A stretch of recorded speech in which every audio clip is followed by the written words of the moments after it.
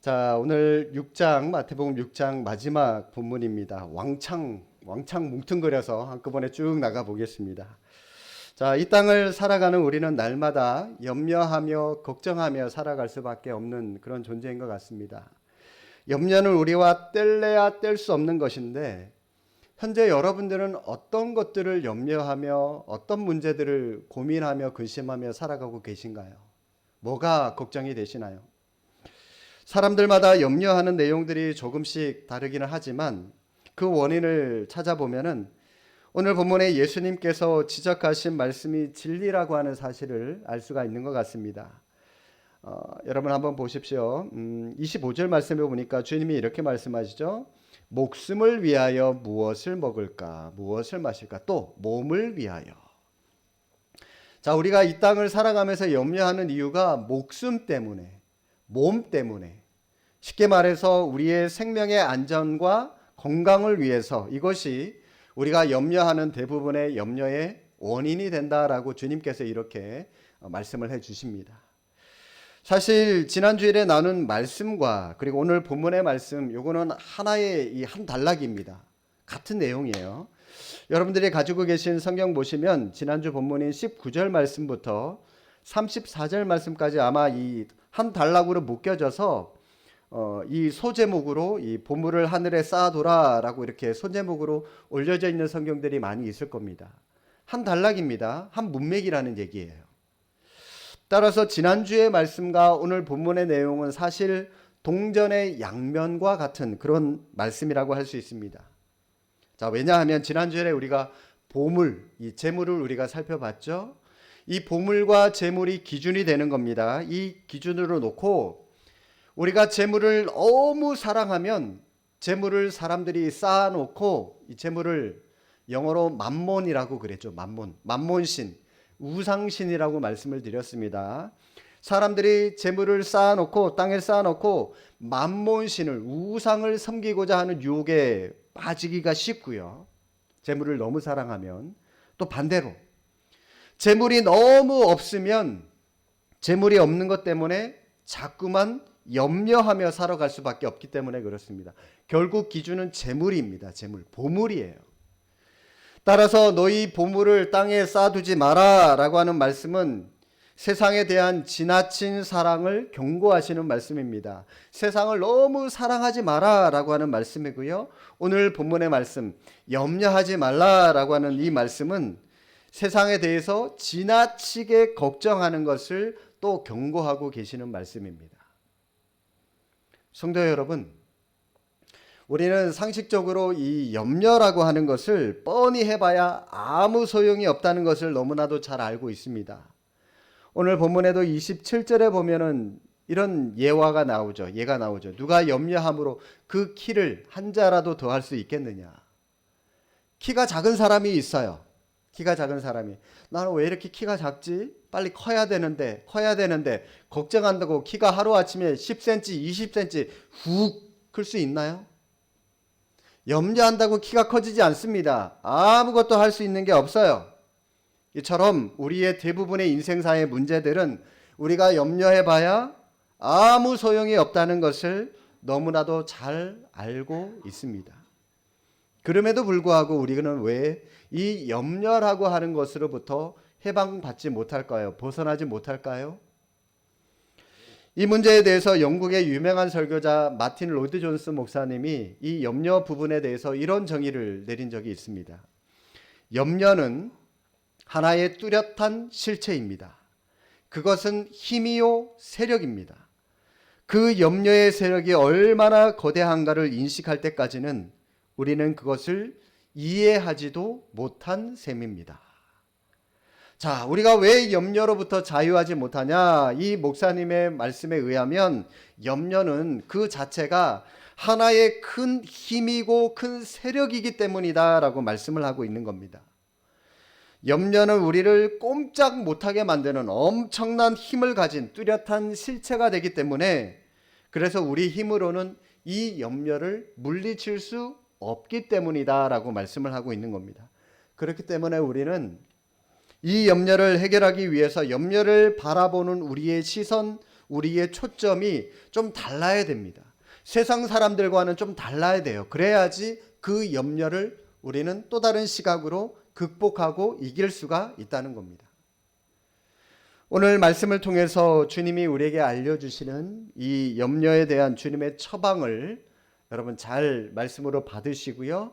그 염려를, 걱정을 이겨내는 우리 모든 믿음의 성도님들이 되시는 귀하고 복된 시간이 되기를 주님의 이름으로 축복합니다. 자, 오늘 본문 25절 한번 보시겠습니다.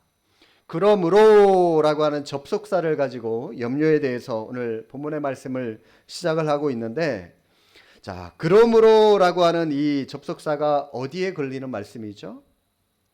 바로 지난 주일에 우리가 나눴던 오늘 본문 바로 앞에 나오는 24절 말씀, 여기에 걸려요. 자, 24절 말씀 여러분들 기억하시죠? 예수님께서 하나님과 재물을 너희가 겸하여, 자, 겸하다라는 말은 동등하게, 똑같이 라고 하는 그런 뜻이라고 했습니다. 하나님과 재물을 똑같은 모습으로 섬길 수 없다라고 그렇게 처방을 말씀을 해주시고 나서, 그리고 나서 예수님이 그러므로 오늘 본문의 말씀을 시작을 하는데, 자, 24절 말씀과 25절 말씀을 묶어 놓으면은 종합해서 보면 이런 말이 돼요.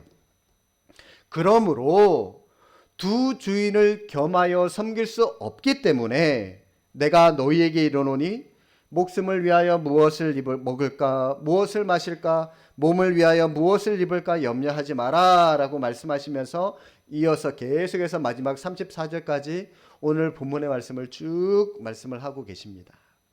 그래서 이 부분을 의역하면 이런 말씀이 돼요. 너희 앞에 놓여있는 재물이 있고 하나님이 계신데 하나님과 재물 중에 하나님을 주인으로 섬겨야 된다. 왜냐하면 지금처럼 재물을 너희의 삶의 주인으로 섬긴다면, 재물을 너희의 삶의 주인으로 선택한다면 너희는 여전히 염려의 노예로 살아갈 수밖에 없기 때문이다 라고 말씀하고 계시는 겁니다. 하나님이 아니라 재물을 선택하면 우리는 염려의 노예가 된다라고 주님께서 말씀하시는 거죠. 제가 이렇게 말씀드리는 이유는 30절에 염려가 많은 사람들에 대해서 주님이 이렇게 지적하고 계시기 때문에 그렇습니다. 뭐라고 말씀하시죠? 30절 하반절에 보십시오. 믿음이 적은 자들아. 믿음이 작다라고 주님은 말씀하십니다.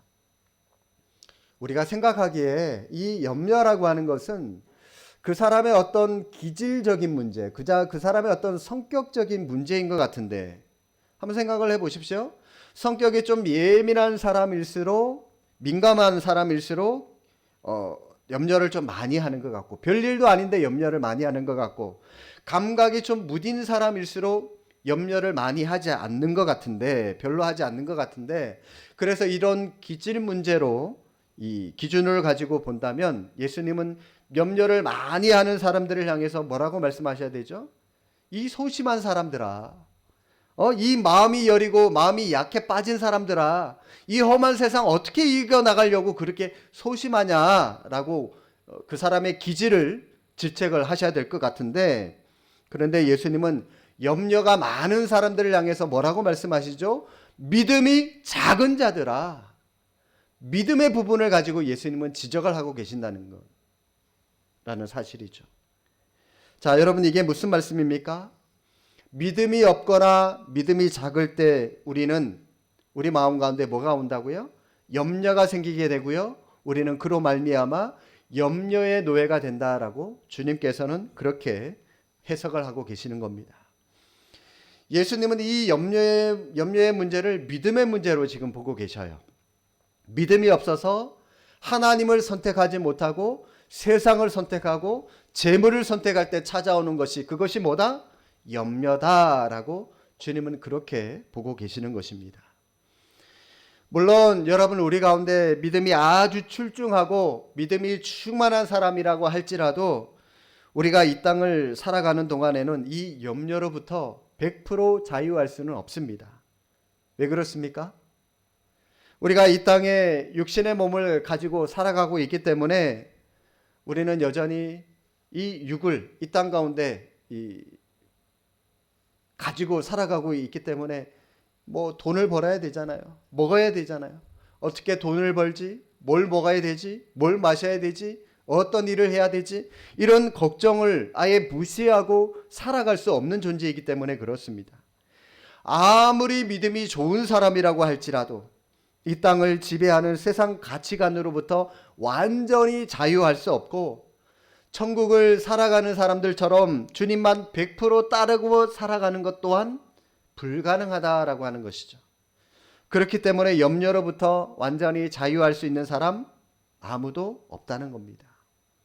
그런데 성도 여러분, 우리가 100% 염려로부터 자유할 수 없다라고 할지라도 매 순간순간마다 염려가 나를 찾아올 때마다 그것을 그냥 방치하고 내버려 두면 살아가면 안 됩니다. 염려가 우리를 엄습해 볼 때마다 이것을 방어할 수 있는 방어 기제가 우리에게 필요한데, 그 방어 기제가 무엇입니까? 주님은 그것이 바로 믿음이다라고 우리에게 말씀을 하고 있는 것입니다. 믿음. 성도 여러분, 이 염려를 이겨낼 수 있는 믿음이라고 하는 것, 과연 어떤 믿음을 우리에게 말씀하고 있는 것일까요? 두 가지를 말씀을 드리겠습니다. 먼저 염려를 이길 수 있는 이 믿음은 재물보다, 24절 말씀과 연관해서 여러분들에게 말씀을 드립니다. 재물보다 하나님을 더 의지하고 더 신뢰하는 것을 말씀하는 믿음입니다.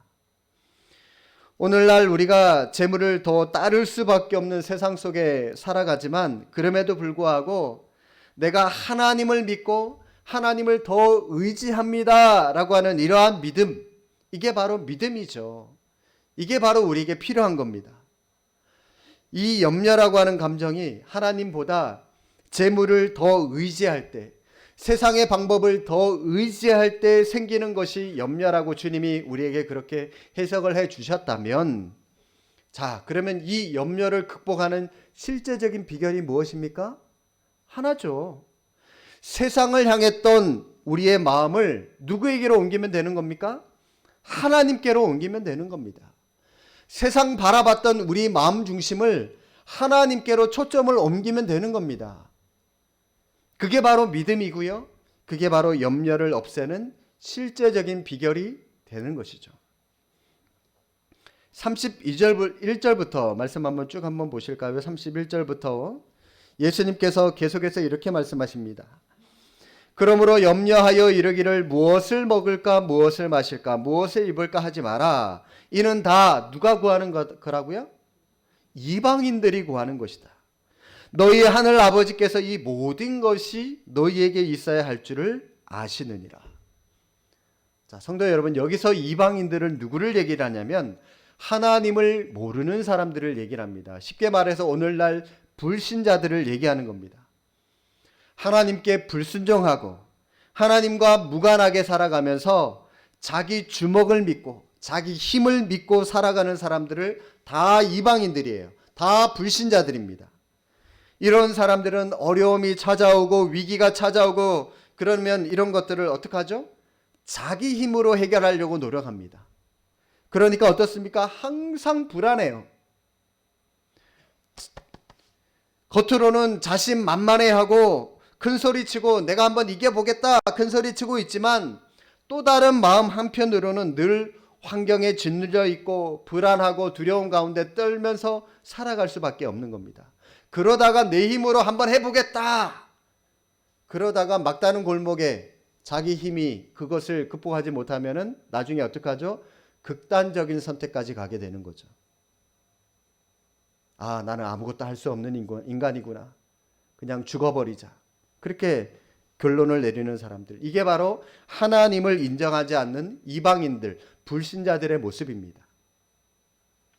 그러나 이 자리에 앉아있는 저와 여러분들, 우리는 그들과는 다른 존재들이죠. 우리는 처음부터 하나님, 저 연약한 사람입니다, 저 죄인입니다, 일찌감치 하나님 앞에 우리의 연약함을 고백한 사람들이에요. 우리는 우리의 힘으로 절대로 이 땅을 살아갈 수 없는 것을 하나님께 먼저 인정한 사람들이죠. 그래서 우리는 우리의 힘이 아니라 하나님의 능력을 의지하는 사람들이고, 그 하나님을 나의 아버지로 모시며 살겠습니다라고 결정한 사람들입니다. 그런 너희가 그런 너희가 어떻게 하나님이 없는 저 이방인들과 같이 똑같이 초라한 모습으로 이 땅을 살아갈 수 있겠느냐? 지금 이 말씀이 바로 그 말씀입니다. 너희는 그런 존재들이 아니라는 거죠. 우리가 어떤 존재들입니까? 자, 오늘 본문 말씀을 좀 책갈피에 끼워 두시고요. 베드로전서 5장 7절 말씀 한번 찾아보시겠습니다. 베드로전서 신약성경 382쪽에 있네요. 베드로전서 5장 7절.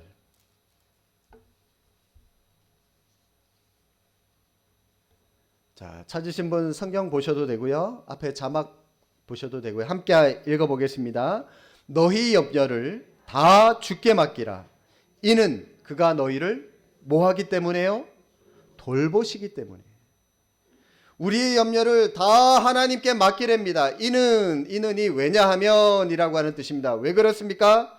왜 맡길 수 있습니까? 하나님께? 하나님이 우리를 돌보시기 때문이다 라고 말씀을 하십니다.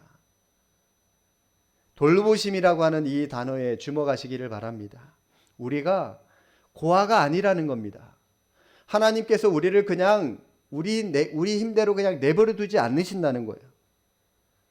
자기 자녀를 돌보는 부모와 마찬가지로 하나님이 우리를 자녀로, 하나님의 자녀로 우리를 돌보고 계시기 때문이다라고 말씀을 하시는 겁니다.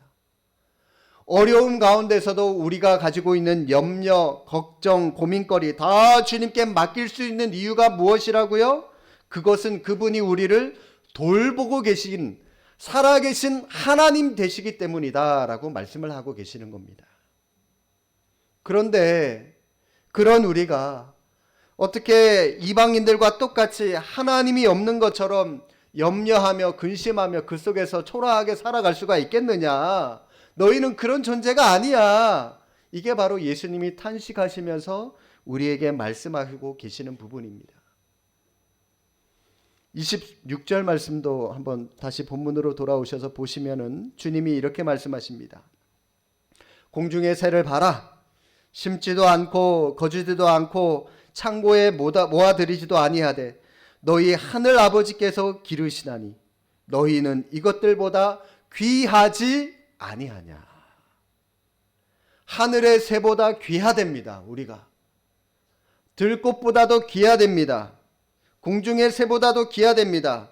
너에게는 이러한 자존감이 있어야 되지 않느냐. 지금 주님께서 그것을 우리에게 말씀하고 계시는 거예요.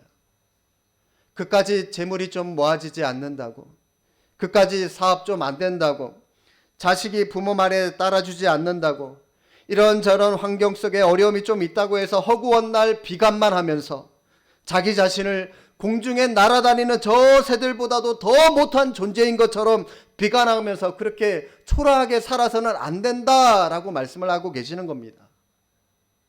궁극적으로 내 속에는 이런 긍지가 있어야 되는 거죠. 이것들보다 우리가 더 훨씬 귀한 존재들이기 때문입니다.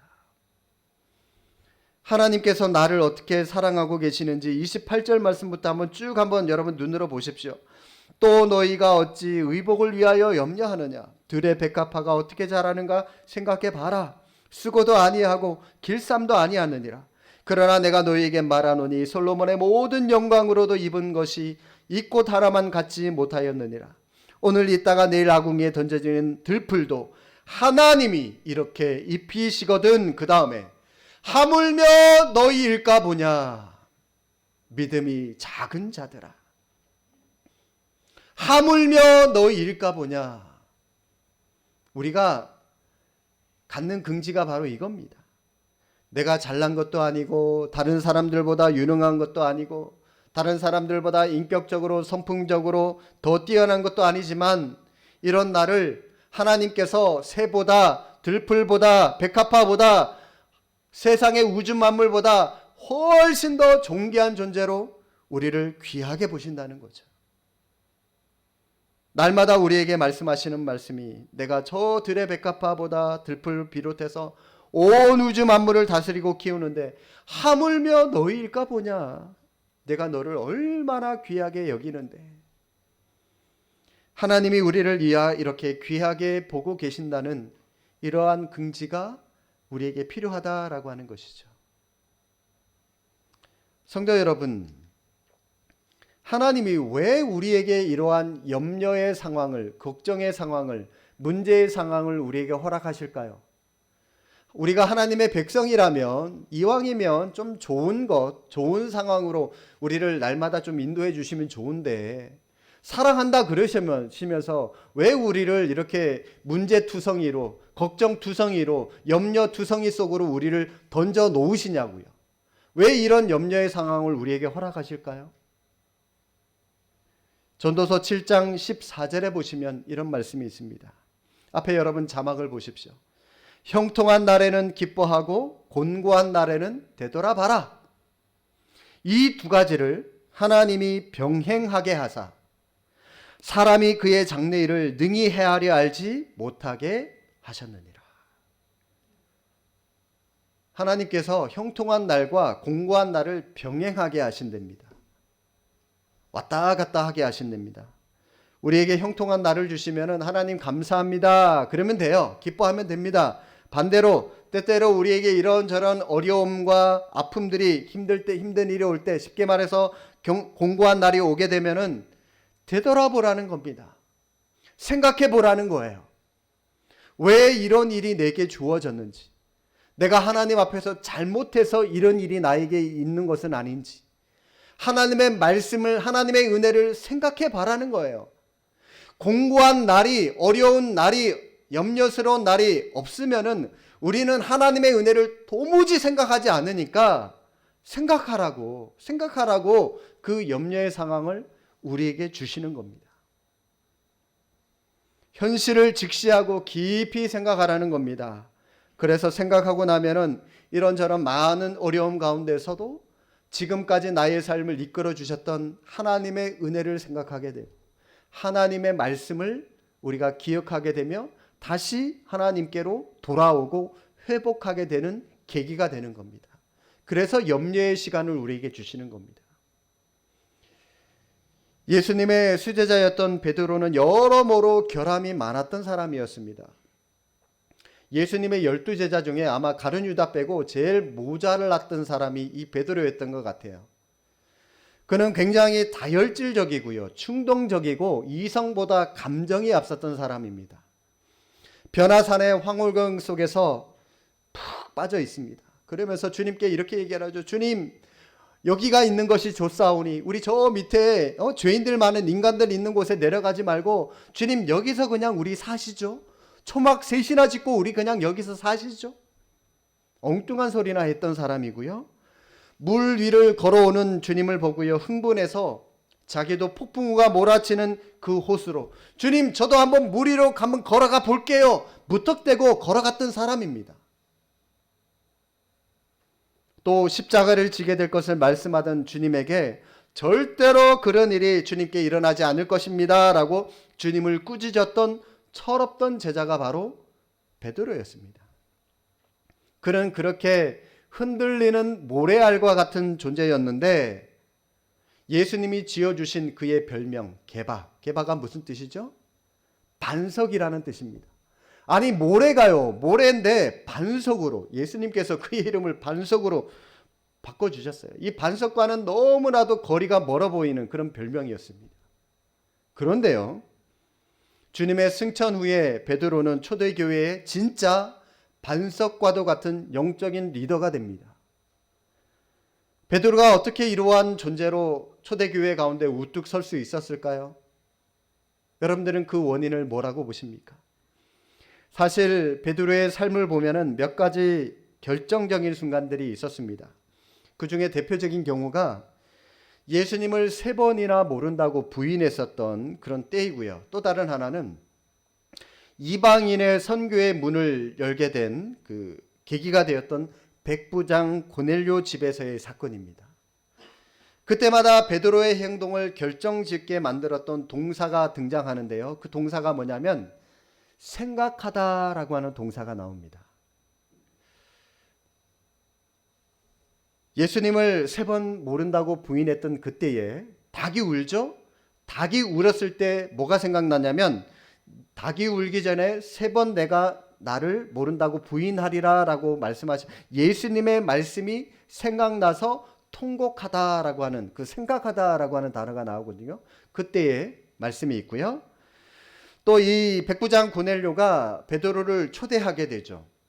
하나님의 말씀을 듣고 초대하게 될 때 그 전에 하나님께서 보자기에 쌓여 있는 하늘에서 이 보자기에 쌓여 있는 짐승들이 내려오는 환상을 베드로에게 보여줍니다. 그러면서 하나님께서 베드로야 그 짐승들 잡아먹으라라고 하는 부정한 음식 어떻게 잡아먹습니까? 못 먹습니다. 그 일들이 3번 연거푸 일어나면서 그와 동시에 부정한 음식, 부정한 이방인이 보낸 사람들이 자기를 초대하러 오거든요.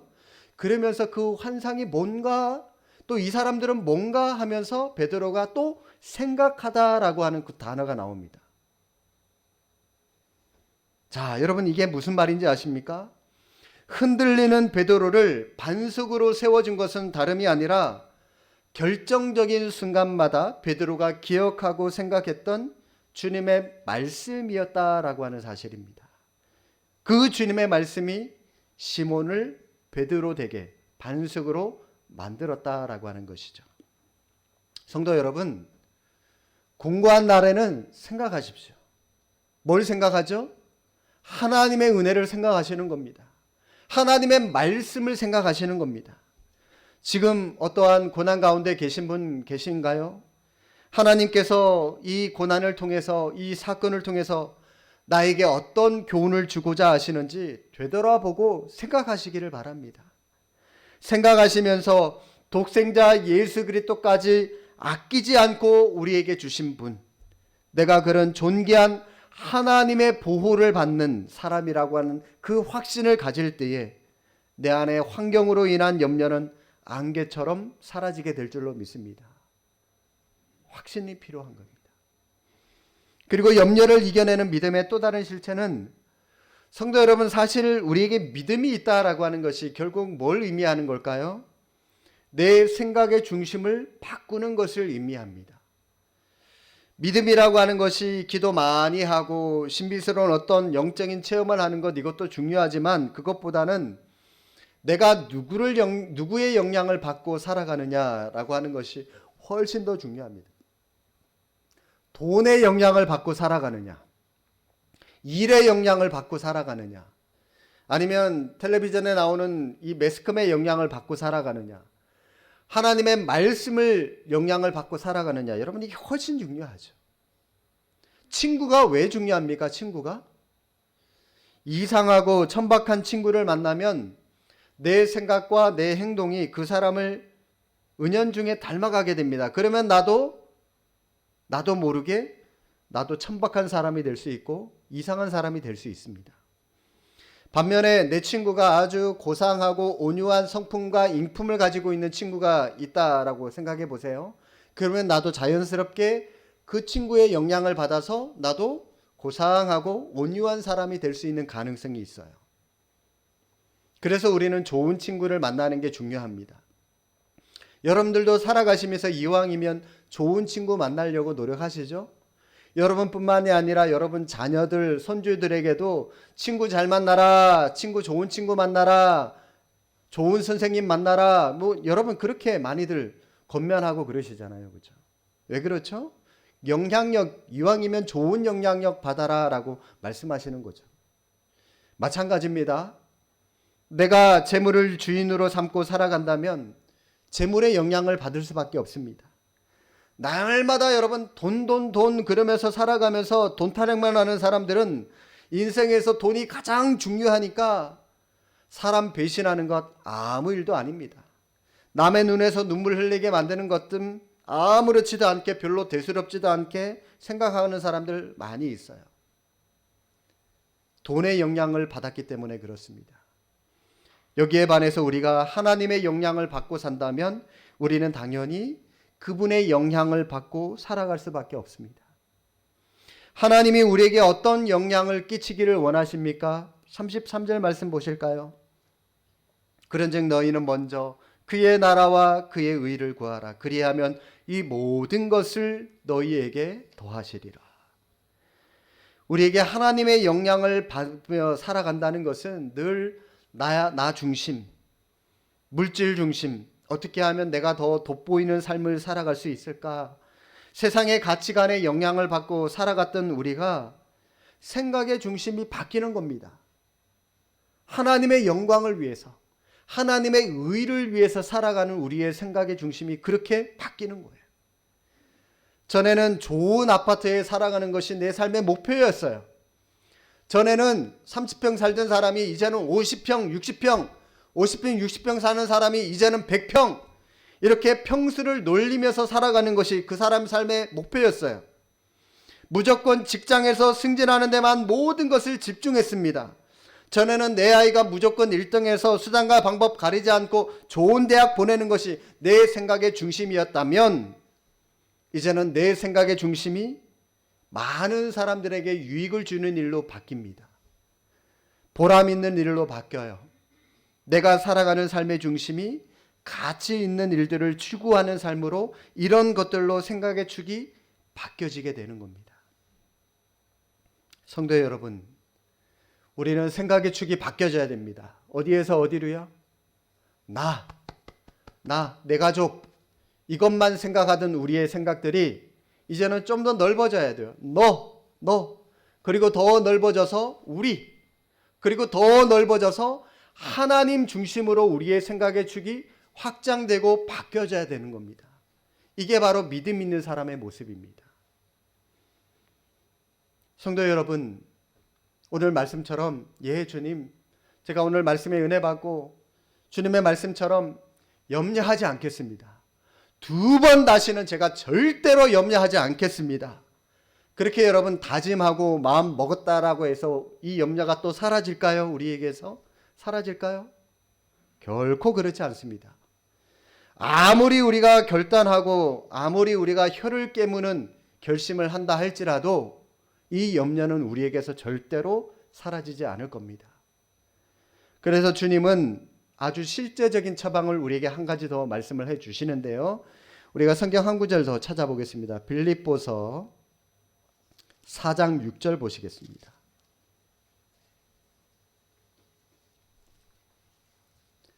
빌립보서 4장 6절 322쪽입니다. 신약성경 322쪽 빌립보서 4장 6절, 우리 함께 큰 소리로 읽겠습니다. 아무것도 염려하지 말고 다만 모든 일에 기도와 간구로 너희 구할 것을 감사함으로 하나님께 어떻게 하라고요? 하나님께 아뢰라. 좀 더 쉬운 말로 염려하는 대신에 뭐 하라고요? 하나님께 기도해라. 염려하는 대신에 차라리 기도해라 라고 주님께서 말씀을 하십니다. 빛을 비추면 어둠이 사라지는 것과 마찬가지로 우리의 심령의 기도로 믿음을 꽉 채우면, 믿음이 우리의 마음 가운데 우리의 내면에 꽉 차 있기 때문에 이 염려라고 하는 것이 우리 마음에 비집고 들어올 틈이 없는 겁니다. 그래서 우리는 염려하지 않게 돼요. 믿음이 충만하면. 여러분, 이 말을 역으로 한번 생각을 해 보실까요? 바꿔 말하면 우리가 염려가 많다, 내 안에 염려가 꽉 차 있다. 자, 그러면 내 안에 뭐가 없다? 믿음이 없다는 거예요. 내 안에. 이게 예수님의 해석입니다. 염려가 꽉 차 있다, 믿음이 없다는 거예요. 믿음이 없다는 것을 우리가 또 뭘 알아야 하기 때문에 기도를 안 하는 겁니다. 기도를 안 하니까 믿음이 없는 거죠. 믿음이 있어야 할 우리의 내면에, 우리의 심령에 믿음으로 꽉 차 있어야 되는데 믿음이 아니라 염려로 꽉 차 있으니까 믿음이 없는 것이고, 우리는 허구한 날 염려하며 살아갈 수밖에 없는 것이죠. 그래서 우리는 염려하는 이 대신에 염려가 아니라 기도하라는 거예요. 기도를 통해서 믿음으로 채우라는 겁니다. 믿음으로. 기도가 많아지면 염려는 사라지고, 반대로 염려가 많아지면 기도는 사라지게 되어 있습니다. 빛과 어둠이 같이 있을 수 없는 것과 마찬가지로 염려와 믿음은 같이 있을 수 없는 겁니다. 그러니까 여러분, 염려가 떠오르는 순간 그것을 기도로 바꾸라는 겁니다. 지금 하고 있는 사업이 성공할지 실패할지 자꾸 염려가 되고 걱정이 되시는 분 계십니까? 그러면 염려에만 매달리지 마시고 염려하는 대신 뭐 하라고요? 기도하라는 겁니다. 하나님, 이 하나님의 은혜로 이 사업이 크게 성공할 수 있도록 하나님 지혜 주시고 능력 주시고 이 사업을 붙잡아 주십시오. 기도하십시오. 혹시 물질의 문제로 염려가 되시는 분 계십니까? 허구한 날 나는 왜 이렇게 물질이 없냐? 나는 왜 이렇게 가난하냐? 그것만 붙잡고 염려하지 마시고 주님, 제가 물질이 필요합니다. 제가 헌금하고 주님 일을 하는데 돈이 필요합니다. 하나님 좀 채워주십시오. 기도로 바꾸라는 거죠. 따라서 우리가 하나님 앞에서 해야 될 일, 어떤 일을 해야 됩니까?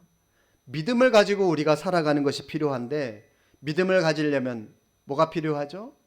기도하라는 겁니다. 기도하라는 거. 염려하지 말라는 말은 곧 기도하라는 말입니다. 기도함으로 염려를 치워버리고 그 자리를 믿음으로 채워라 라고 하는 말씀입니다. 사랑하는 성도 여러분, 저는 우리 교회 모든 성도님들의 생각과 가치관이 재물의 영향을 받고 살아가는 이방인들처럼 불신자들처럼 세상 사람들과는 다르기를 원합니다. 하나님의 영향을 받고 이 땅을 살아갈 수 있기를 바랍니다. 세상에 대해 염려하는 대신 기도하는 성도님들이 되시기를 바랍니다. 그래서 여러분들 위기를 만날 때, 어려움이 찾아올 때 좌절할 수밖에 없는 상황 속에서도 하나님 앞에 회개하며 나아갑니다. 믿음 안에 서기를 원합니다. 내 중심과 내 생각의 축이 세상에서 하나님께로 옮겨지기를 원합니다. 내 삶을 하나님이 이끌어 주십시오 라고 그렇게 기도했더니 내가 염려와 걱정으로부터 자유하게 되었습니다. 해방되게 되었습니다. 하나님 감사합니다. 이러한 믿음의 고백들이 여기저기서 쏟아져 나오는 복된 성도님들이 되시기를 주님의 이름으로 축복합니다. 기도하겠습니다.